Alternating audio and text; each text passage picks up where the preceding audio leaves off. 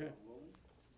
So given your background in with bomber groups in the South Pacific and bombers in general, you're pretty familiar with them.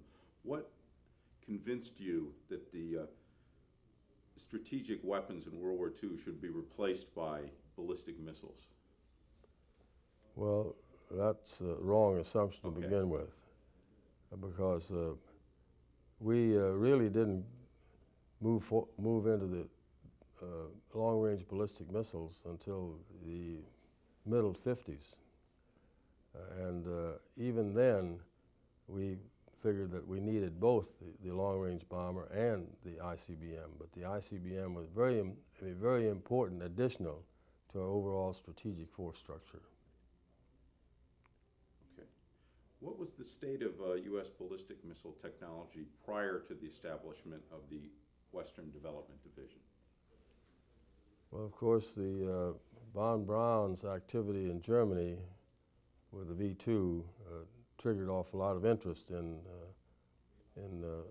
long-range missiles, and we had studies going as well as limited testing, and we selected Convair along the way as a contractor to do that, and that started very shortly after the war. As a matter of fact, as a sidelight here, General Arnold, who was the head of the Air Forces during World War II, and I knew well, I served under him several times. He was a very visionary individual, and this is a little background. And when he came back from the wars, he did make the statement that the next war will not, and he was talking in terms of World War dimensions, will not be the same as World War I, and the reason for that was the technology breakthroughs that occurred during World War II, and he named rocket engines as one of the important technologies. And he started right after the war, and he built a very large test facility, rocket test facility in the deserts in California, near Edwards Air Force Base, it's the Flight Test Center. And he also talked about electronics, and he talked about the jet engine, and also the nuclear weapon. So there's four major technologies that would change the nature of war. And so we started out in a modest way in moving forward the technology of the rocket propulsion, but we really did not start in earnest to build a ICBM until we had the thermonuclear breakthrough, and I'll cover that a little bit later. But that gives you a little background and flavor on the importance of technology which Arnold attached to what came out of World War II and the infrastructure that he really triggered off that made the modern Air Force. So that was the reason why prior to the Western Development Division, between World War II and the establishment of that in 1954, that there was no real emphasis on the ICBM because there was no weapon to be delivered. Well, there was no weapon to be delivered that was really suitable. It was too heavy, didn't have enough yield. We didn't have guidance. We didn't know whether we could re-enter at the velocities of the re-entry cone. We had fission, atomic fission weapons, but the thermonuclear weapon came along later, and I think I'll cover that a little bit later in our discussion here this morning. So in what ways did the concept of miniaturizing the H-bomb enhance the potential of the ICBM? That's obviously what we're getting into here. Well, that's exactly right. We call it the H-bomb, but the breakthrough occurred in 1953 with a thermonuclear device which had several megaton yield. It was a 50,000-pound wet device. Again, not something that could be made into an operational weapon system, but it did show that we could get a thermonuclear.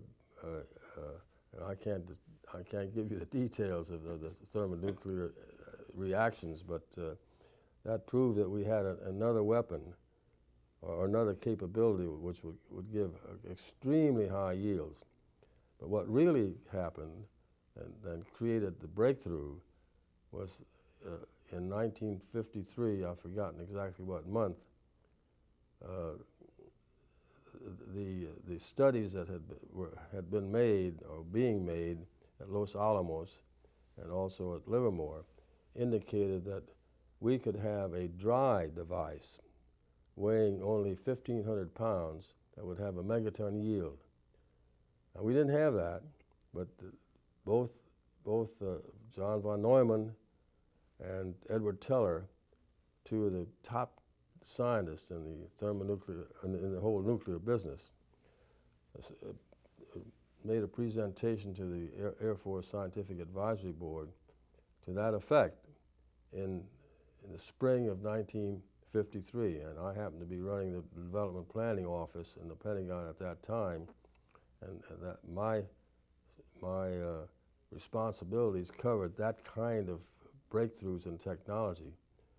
So I visited with von Neumann the next week, and that triggered off studies that led to a study that was called Teapot, which went to the Chief of Staff of the Air Force in February of 1954, which in essence, I'll take that back. It was February of '54, that we could build a thermonuclear ICBM or thermonuclear weapon that would provide a megaton yield, and that would make available. We could build an ICBM by 1960 if we created the right management structure to do the job. And that's what really triggered off the ICBM program, was that presentation made at Patrick Air Force Base in early '53, and then on the subsequent studies, which went on up the chain. And the Air Force gave the, resulting from that Teapot study, gave the job to the technical part of the Air Force, and that triggered off the Atlas program. So that leads me to, you'd mentioned Convair. So how did Convair become the contractor for the Atlas? Well, they had been selected earlier to study the whole feasibility and also do certain test work. They had some V2 engines, and they were working on the rocket test facility being built on Muroc Lake in California.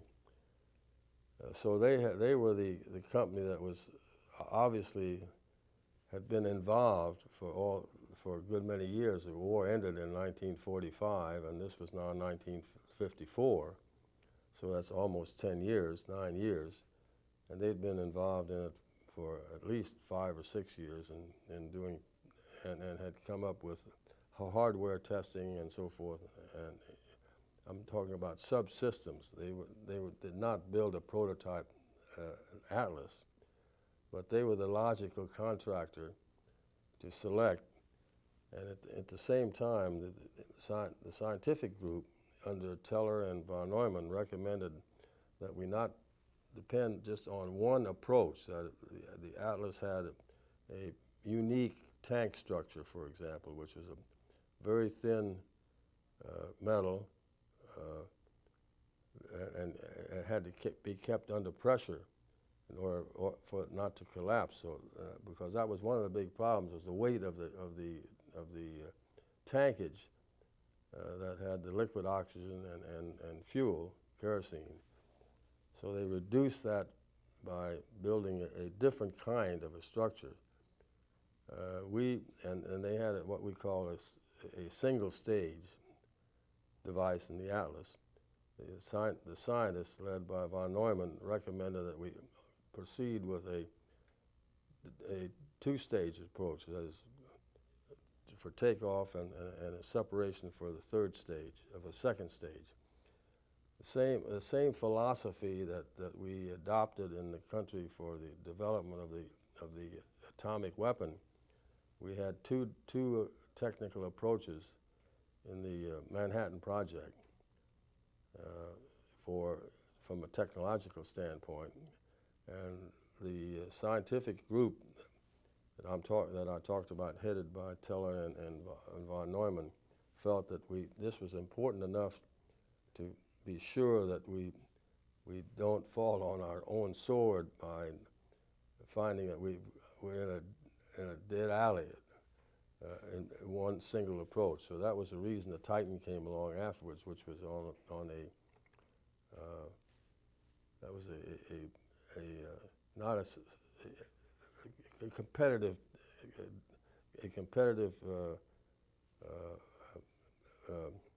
competition for the winner, and the winner of that particular second approach was Martin Marietta.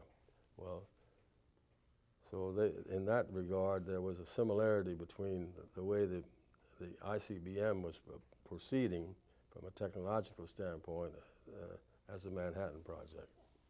You mentioned the Atlas and the Titan. Was the Titan supposed to be a replacement for the Atlas, or was it just a parallel kind of program that maybe could improve? Or well, we were betting on both of them being operational. It was never considered as a replacement for the Atlas. What happened was that the solid propellant capability, or solid propellant ICBM, became feasible. And that's the next step along the ladder of technology improvements as we went along.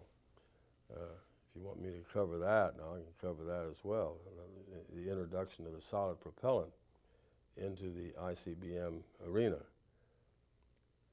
The reason that let me go into the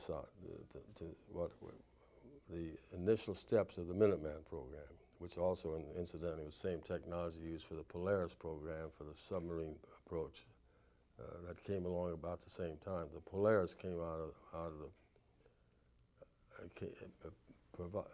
Polaris used the same technology for solid propellants that we did in the Air Force. We came out with the Minuteman, they came out with the Polaris, which incidentally was a fantastic step forward, because from an operational standpoint, it was much easier to deal with. From a logistics standpoint, much easier to handle solids. You know, you could put them on ships and submarines, etc. And so that was a major step forward, and actually ended up the solid propellants, and I'll take a step forward. Solid propellants really replaced liquids for the long-range job. And the Minuteman and then the Peacekeeper, Minuteman and Peacekeeper, both solids, and of course the Navy had the Polaris, the Poseidon, and the Trident, all solids.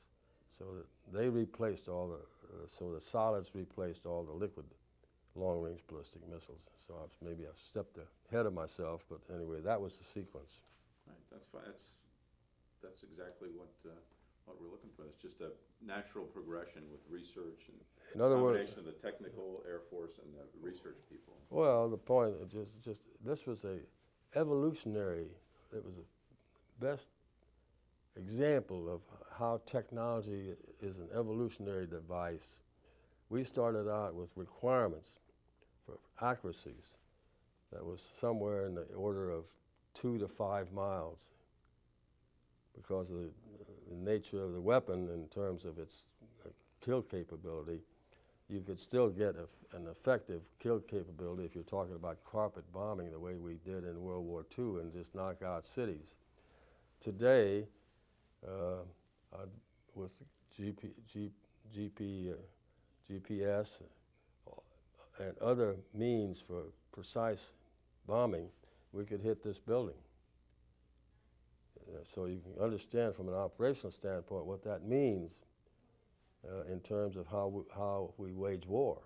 I won't go into that, but it's easy to see if you could pinpoint targets like I just mentioned, as compared to hitting something within 2 to 5 miles.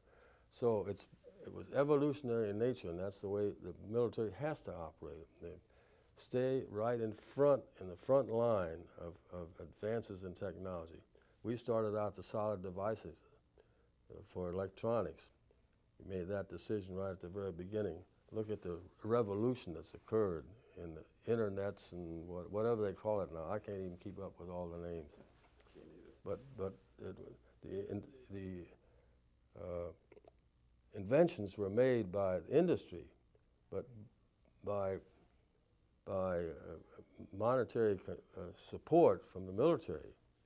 We put these, particularly in the electronics area, the future of the computer, for example. So we never stay static, not in the military. We can't afford to stay static. And what happened also in the Manhattan Project, how the evolution of the nuclear weapon occurred. 1,500 pounds versus, I've forgotten what the earlier ones weighed, and from a dial a yield, very, very low pressure, explosion pressures, to many, many megatons. Now today we have not dropped another atom bomb since the Hiroshima and Nagasaki bombings in World War II. So they have served as not only as a device for fighting wars, but deterring wars, which is even more important. And that's where the American people don't realize that our job is to keep the peace. That's our number one priority, is having a superior military structure to deter wars. And that in fact is what we've been able to do as far as major wars is concerned. Now we've got to expand that and also deter these regional things, and this might be a good thing that's not a good thing, but I mean, as the problems in the Balkans now represents the kind of things that continue. We have to find ways of deterring that without creating the tremendous, I just hate to watch the TV these days as to what we have to do in terms of trying to correct that situation over there. Absolutely. Absolutely. Would you like to get a sip of coffee? Yeah, I'll take it. Okay, here we go. Got it? I'm complete. We are rolling. General, in the summer of 1955, it's reported that President Eisenhower elevated your ICBM program from Air Force priority to top defense priority. Was this due to the findings of the Killian report or CIA intelligence?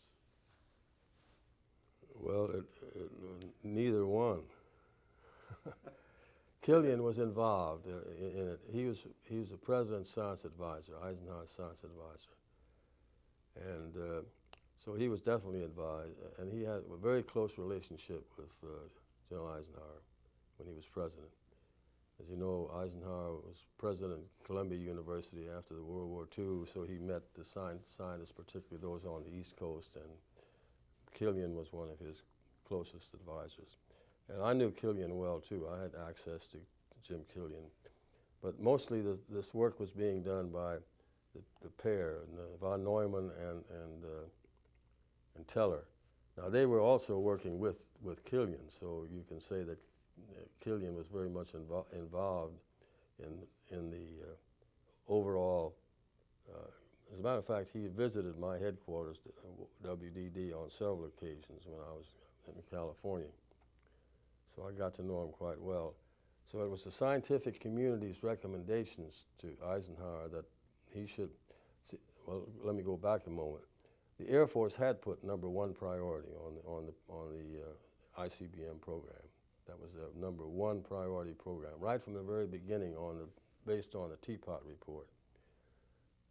And Trev Gardner, who was Assistant Secretary for R&D for the Air Force, was really driving it at the Air Force level and working with the DOD people. Ensign Charlie Wilson was the Secretary of Defense at that time. And so it was a combination of Gardner, the scientific community, Killian, that convinced Eisenhower that this had to be the number one priority. We could not afford to allow the Soviet Union to beat us to an operational ICBM. That was a race. Be damn sure that we got there first if possible, but not let, under any circumstances, let the Soviets beat us to the draw. So, and we did.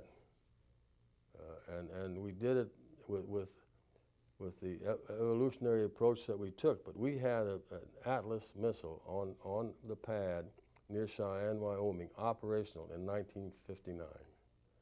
And we started those programs in '54. That's 5 years. That's unheard of in today's environment, how long it takes to get things operational from the time you start the program. And the fact that we had a Titan program going, as a matter of fact, by '62 we had an operational Minuteman, 10 Minuteman in silos. And we didn't start that until 1955. In less than 5 years we had the Minuteman operational. And we beat instead of our being in a missile gap in the Kennedy administration, which was disproved without any question. Later, I testified before the Congress on a number of occasions, and I said there is no gap. We're ahead of them, and we were ahead of them for two reasons, primarily. Well, there were many, but one is we were there first with a thermonuclear weapon, and we were there first with a solid propellant. So we got started on the thermonuclear weapon approach as the payload, while they were still doing fission, and we had switched to solid propellants before they got to solid propellants. So we beat them to the draw without any question, without any question. We beat them to the draw with an ICBM capability. Operational, I'm talking about. That doesn't mean, you know, several hundred of them, but it meant that we had, in the Minuteman, we had detachments of 10 each. And I've forgotten how many Minuteman missiles we actually built, but we outran the Soviets in the ICBM fight. And don't let anybody say anything different. I'll stand up and be counted. Well, what information? But Eisenhower was a strong supporter. You know, we briefed him. Medeiros ran the Army's program, and Red Rayburn ran the Navy's program, and the three of us briefed Eisenhower on a number of occasions, 3 or 4 occasions. And we submitted a monthly report to the White House. So Eisenhower was very, very supportive, extremely supportive, once he got the full story. So I don't know whether that's an adequate answer, but I want to straighten out who got there first, and we weren't a hair either. We kept going. What did you know about the history of the Russian ICBM program, and what were the sources for that knowledge? Well, there was CIA were getting a number of. You can't hide an ICBM. I mean, once you fire them, and they had a test facility that we could monitor, so we knew when they fired a missile, when they had a failure, and so forth and so on. So we had pretty accurate information. We had imaging. The Corona program were taking pictures, getting imaging data as early as 1960. You know, they talked about that we were behind because they had the Sputnik up first. Well, there were reasons that they got the Sputnik up there first, because they didn't allow the military in the IGY year, the International Geophysical Year. They said, stick to your military requirements and let the scientific community take care of the civilian thing. And they had bad luck with their first effort and so forth. But once with Sputnik in 1957, then all stops were out, and we had we had a imaging satellite program underway in my command at that time, but very little money behind it. But then after that, how much do you need? How much do you need? So we had a capability imaging-wise by 1960. We on Discover 14, which was launched in August of 1960. So we moved fast once we got going. Now many of the activities from an intelligence standpoint were highly classified and still are classified. So, but see, my job was to get there first. Of course, we tried to keep up with what the threat was, of course, naturally. But the threat was there to help us fine-tune our program so that the threat that we could handle any kind of threat that they might. For example, nuclear. What does a nuclear burst do to an ICBM? Well, we found out that we had to have nuclear hardening for the electronics, and we had close association with the CIA. They let us know what was necessary for us to maximize the success of our missiles nationally. So we got all the information from the intelligence agency, but I didn't study all that. You know, we got it, we used it. We had experts from both sides on my team, and they had, of course, and this was done not just helter-skelter. This was done in an organized way, and it's still being done that way. Outstanding. How did the Russians use the Soviets, I guess? How did they use the technology and scientists from the Germany compared to how you use that technology and the scientists to develop your program? Well, I've been asked that question about the German scientists many times. The German scientists brought really only one thing over, and that was the advanced rocket engine. They were way ahead of us in rocket engines. But insofar as the other job, the guidance, the re-entry problems, the longer range capability, that they didn't really contribute much, except the individuals were very high-class individuals from the standpoint of their overall capability. And I've got to know many of them, and they became avid Americans pretty quick when they came over here.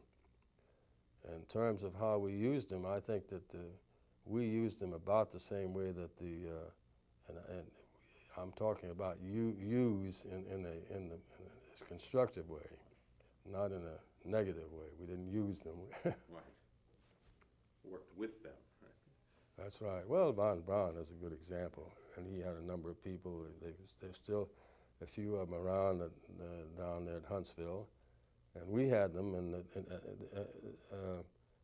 Convair, or General Dynamics hired a number of them and had them in San Diego area. No, they were very valuable, and I would, if you ask me in a sort of rough way, I think the Soviets used the Germans about the same way that we used them. So they were an addition, but they weren't certainly the reason you were able to progress so quickly. But they were certainly a good addition. Oh, they were a good addition to their team. It was a good addition to our team. I'd say it was about a standoff.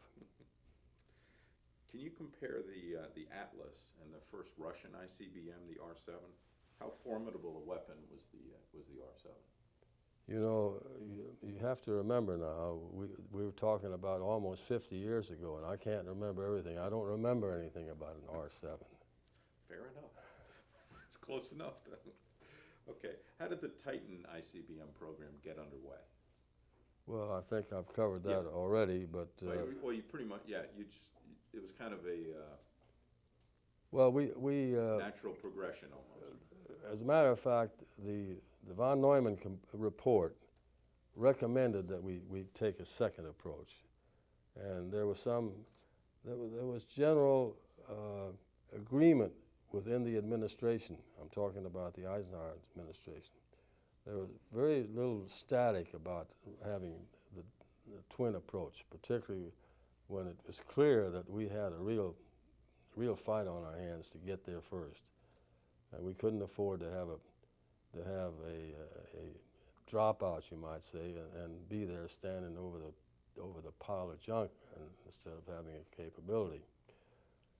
Now, in industry, we had there was a lot of static that, one contractor coming to Congress and saying you don't need that, and so we had a tough time supporting both programs, but both programs were being programmed to be in the operational inventory, and as a matter of fact, having both programs was probably almost the same from the cost standpoint than having just one, because it was a matter of total numbers, see, of missiles, and it turned out that we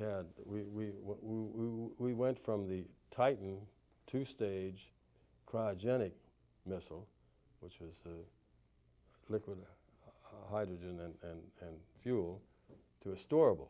Storable means that you could be ready to launch and you have everything ready to go we could launch within a couple of minutes.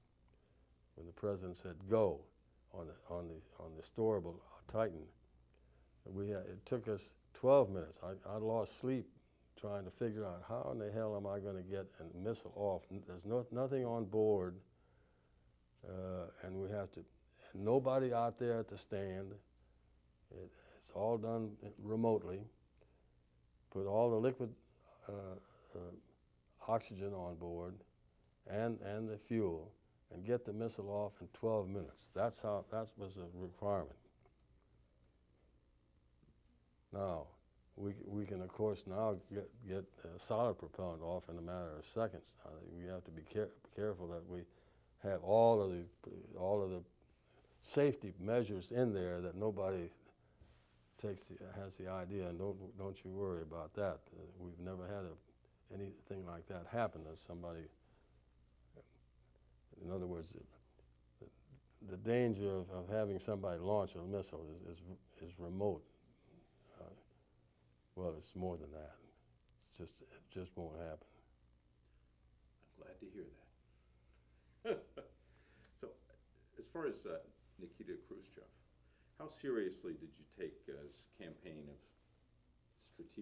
strategic bluster, as it were, and how did others in your circle of influence react to that? That it was bluster. That's it.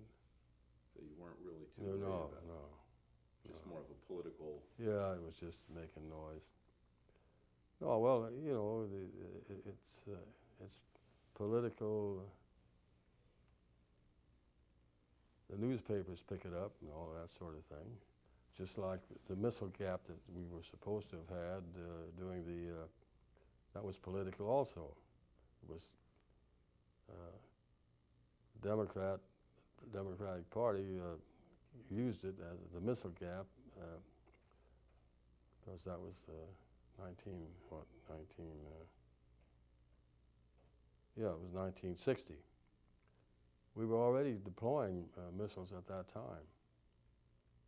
We had missiles on the alert when we had the Cuban Missile Crisis.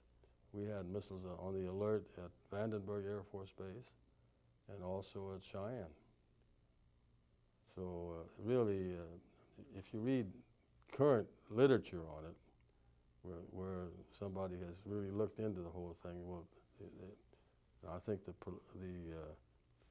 Senator Cochran's report, the proliferation of weapons of mass destruction report, and in other reports that I've seen, They completely vindicated us poor guys who were being beat over the head back in 1960 Well, you about the obviously missile gap.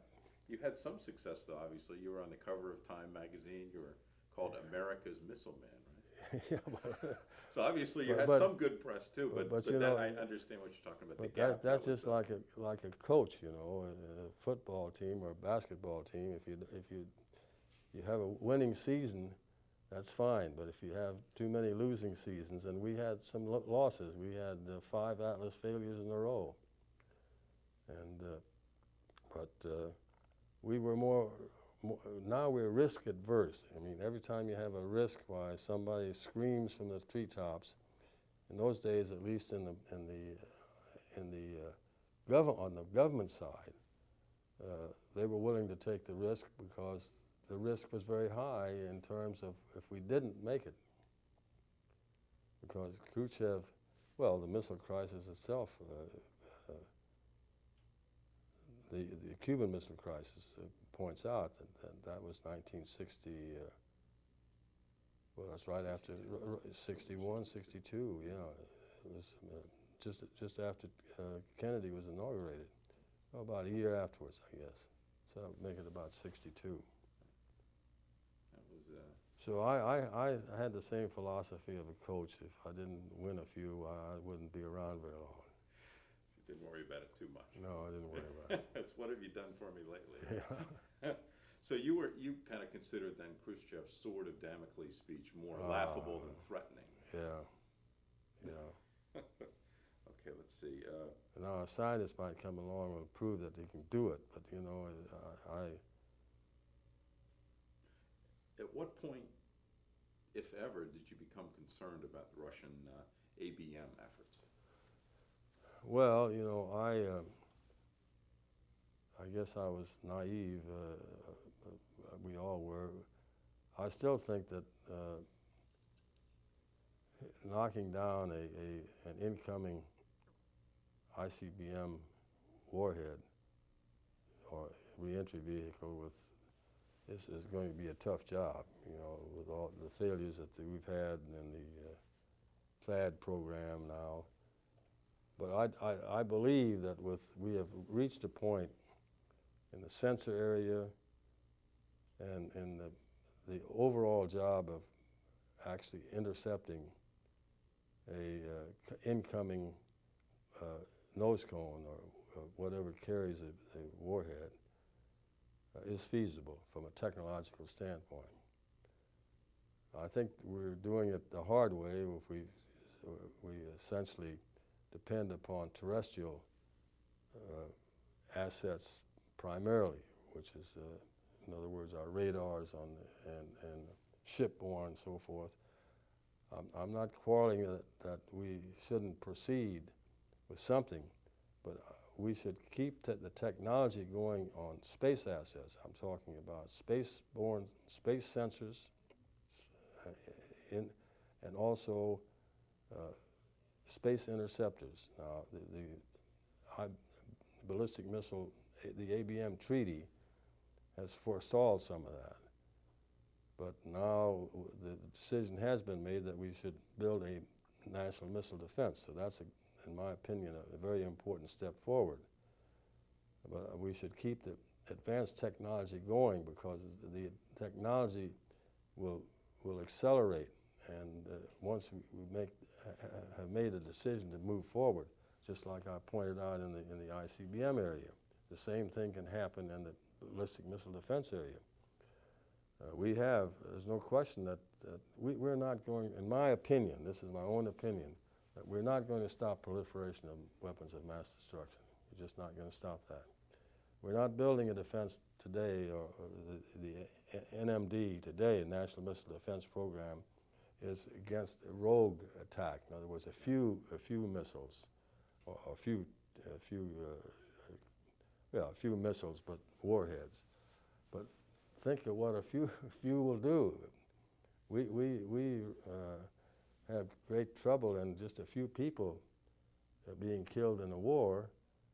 What can you, if you've seen the pictures of what a nuclear weapon can do, take a look at the Oklahoma terror attack, and I have no quarrel with raising all kinds of hell about something like that, but we haven't seen anything yet.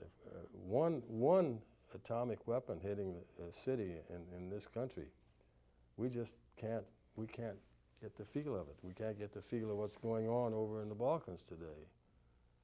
I mean, it's just awful. So I think we have to maintain a force structure that deters. That goes back to what I keep saying. What do we need to deter other war type of things? For example, in the Iraq War, that was a real war. In other words, we put all of our forces to bear the first day that we made the strike. And we only lost 148 people in that war. In other words, we do have the capability of putting out their eyes, their ears, and their ability to see. And once you do that in a major war, it's just a matter of time. So we have gotten to the point where we can increase our overall deterrent capability. I'm talking about global, from a global standpoint. Global vision, global reach, global power, all are possible in today's environment of technology. And that is not offensive power in the sense of being greedy and taking somebody, but deterring. And we've got to do that. We have to do that. And we've succeeded in doing it so far with the nuclear weapon. And we need to have a strong push on increasing our overall deterrence. I mean, from the standpoint of other I'm not going to go any further in it, but I've been working, a number of other people have been working on ideas on how do we enhance our overall deterrent capability. That's our first job, is my opinion. But to deter, you have to have a credible capability to show. And I think in the world we're living in today, the oceans no longer, they don't defend us, I mean, as they did for centuries. Just one example. Okay, I can go on preaching like that. Okay. Would you like another sip of coffee or some water? Okay. Getting into just a slightly different area, were you aware of high altitude nuclear testing being conducted by the U.S. or Russia? And in what ways was that information generated? By the test important, and were these tests important to the development of ICBM systems? I guess especially in relation to, like you're talking about, hardening the missiles and that sort of thing. Yeah, I can't. I don't recall precisely the dates anymore of when we stopped atmospheric testing, but I was very much involved in it. Scoop Jackson was a senator who wanted to be sure that we understood, what the atom was all about, and that we did the testing necessary. For underground, we moved to underground testing, as you know. I just don't remember the exact dates, but yes, I was aware when these tests were being made, and they were very important in terms of what we did to protect our offensive capability against nuclear shots into the atmosphere at high altitude. And we had radiation hardening was one of the major considerations in our development. And particularly to the electronics of our systems. I can't go into the details. I don't know. I guess we just knock out any kind of magnetic pulse in there. Yeah. Just completely knock it out of kilter. So your guidance systems wouldn't be working. That's right. So we were on top of that, and we spent a lot of money on that. And we worked directly with the intelligence people. Were you aware during the Cuban Missile Crisis that any of these tests were conducted? I don't recall. I don't recall in my mind. I didn't remember any high altitude tests during the missile crisis, but that doesn't mean it didn't happen. Were the Russians actually ever ahead in missile technology? No, I think we were ahead of them all the time. We were ahead of them to begin with. We were ahead of them with the thermonuclear weapon. We were ahead of them in the thermonuclear device, in the big, fat, 50,000-pound device, a wet device, and we were considerably behind and ahead of them on the. That's the reason I think we were ahead of them all the way. It was because we were ahead of them on the nuclear weapon, particularly the lightweight 1 megaton weapon. It was light and small. That's what. I mean, you take a look at the Minuteman missile, and you've got a very small nose cone up there on top of it. And no, I think we were ahead of them, and probably still are. But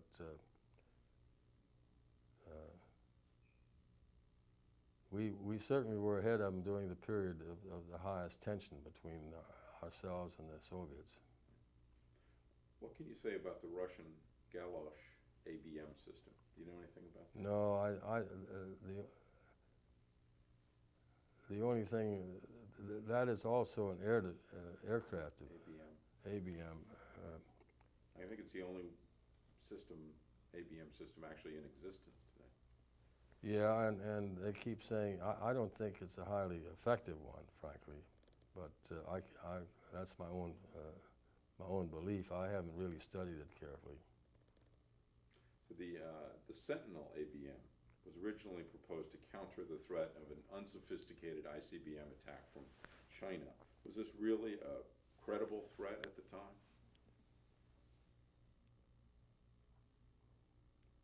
I don't know. The Sentinel has been gone for a long time. As far as China was concerned, they didn't have they haven't had an ICBM capability. I think I've forgotten exactly when they were credited with it, a few years ago now, but not 20 years ago. Right. So that the answer would be no. Then. No, right. Because if it didn't really overlap then. Okay, fair enough. Now how about, can you give us an overview of the U.S. anti-ballistic missile efforts? Why do you think the safeguard system was canceled, for instance? Well, I don't remember when it was canceled, but here again, we signed the ABM Treaty in 1972, and the technology, the ABM technology has far past Sentinel technology, and I don't know exactly what Sentinel. It's a ground-based atmospheric intercept, and again, I think that was originally an Army program, and I'm not that familiar with it. Okay, how about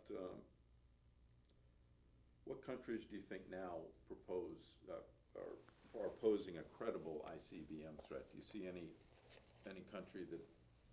Well, I think you have to look at it two ways. One, from specifically from a hardware standpoint. There's no question that Russia has a capability of hitting the United States, whether you want to call it credible or not, since they supposedly are, we're supposedly on trying to get on more friendly terms. Of course, things like what's happening in the Balkans don't help that at all. But on the other hand, I think there's legitimate action on their part to develop closer ties with the U.S. I think it's in our best interest to try to bring that about ourselves. On the other hand, we have to do what we think we have to do in terms of what's right in our eyes, even if the Russians disagree with it. But from a political standpoint, there's no question in my mind that Russians are not going to make an attack on the U.S. because of the Balkans.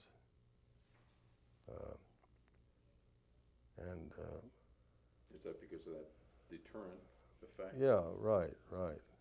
And hell, they would be.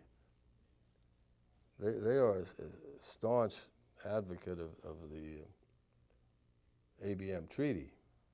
Now we are, and we now have said we are going to build a national missile defense. So that's not, and I don't see how we can build a national missile defense and still comply with the ABM treaty completely. But there are, and I'm not an ABM treaty expert, but there are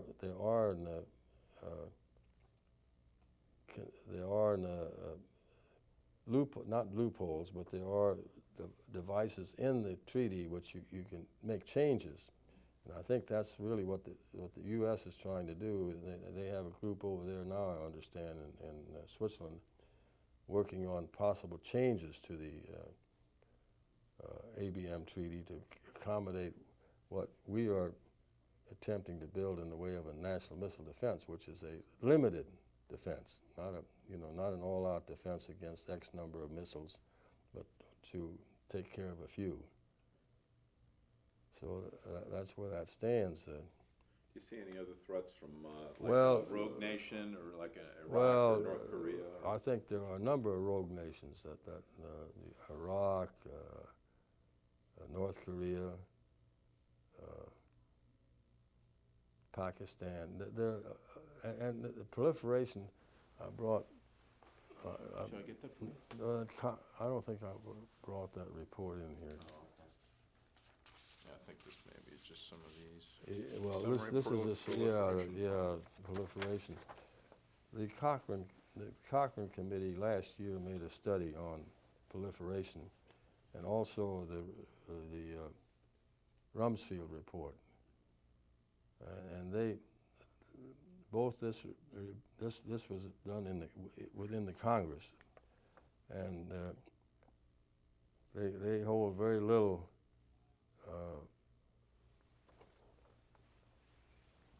feeling that we can control proliferation. We might be able to control some of it, but not all of it, and that's true. But that's particularly true in the Rumsfeld report, and I think that's what turned the tide on our proceeding with a national missile defense. I personally am a strong advocate of national missile defense, but I'd like to see the optimum defense from a technological standpoint. And I'm not the guy that can dictate what that is. I have feelings on it, but I think we could set up very easily a technical group of scientists and that's the way I operated, and that's the way the military's operated over the years. To have them take a look and without any political or other considerations, simply, is it feasible to build a missile defense? And if it is, what is the best way to go? In other words, from a technological standpoint. And when I was on active duty, I used that approach almost with everything that we did in the Air Force Systems Command, for example, on major programs. The Scientific Advisory Board of the Air Force actually got involved in the technical feasibility of doing some major programs. And we unfortunately, I don't think, we were putting more emphasis on the political side and less emphasis on the technology side. And I think that's a mistake. I think the political side is more apt to be wrong than the technical side. Right, that way you can get a kind of a fresh scientific view. Yeah. Well, it also makes things you can get a realistic assessment of budget-wise, and if it is possible, and within certain budget parameters and that type of thing. Okay, I think we're looking pretty good. Is there anything that we left out, General, as far as? Well, I wandered a little bit, of course. when you get older, remember, it's a little difficult to remember things in detail when it's been almost 50 years ago. And secondly, when you get a little older, when you get there, you'll find that it's a little more difficult to be concise with everything you try to say. You use words that when you're on active duty, for example, the jobs I had, I could rattle off all kinds of words without any problem. But now I stumble on and, if, and buts. You know. Right. Well, I think we're looking pretty good. If there's nothing else that you think we should add, as far as the Western Development Division, that whole I think genesis of the program. I don't know how my comments with respect to the importance of deterrence and the extreme importance of not thinking of it strictly in the sense of deterrence for weapons of mass destruction, but deterrence of war. And with the ability to strike targets with great precision and actually react with things on much of future wars will be fought at the speed of light capabilities, and we have to integrate all of that capability in our force structure in such a way that we don't stumble on things because it took too long to get the information to the right place. And we're working at it, but we still have a ways to go, and there has to be, in my opinion, some new thinking about deterrence, because deterrence means that the capability you have is not something that you want to wave over people's head, but the credibility is there that, look, don't step over the line. And that's particularly true now with the weapons of mass destruction. Can you see that entering into the picture? And there are crazies that would do that. I'm sure the world is still capable of producing these guys. Okay, great. I think we're all set, General. Yeah.